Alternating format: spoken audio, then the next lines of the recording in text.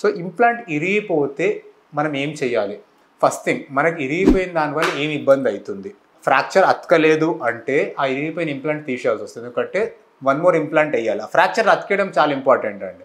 ఇక్కడ అతకకపోతే దానికి బోన్కి ఫంక్షన్ ఉండదు.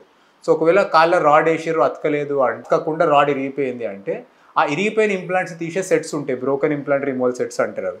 ఆఫ్కోర్స్ చాలా డిఫికల్ట్ సర్జరీస్ కొన్ని ఇంప్లాంట్స్ తీసేయడము, ఒకవేళ ఎస్పెషల్లీ బ్రేక్ అయితే. కానీ ఒకవేళ ఫ్రాక్చర్ అయ్యింది, దాన్ని మళ్ళీ యునైట్ చేయించాలి అంటే తీయక తప్పదు. సో ఆ బ్రోకెన్ ఇంప్లాంట్ రిమూవల్ సెట్స్తో తీయాల్సి వస్తుంది. అదర్ థింగ్స్ ఏంటి అంటే ఒకవేళ ఫ్రాక్చర్ అతికిపోయినా కూడా సమ్ టైమ్స్ కొన్ని స్క్రూస్ ఇరిగిపోయి ఉంటాయి.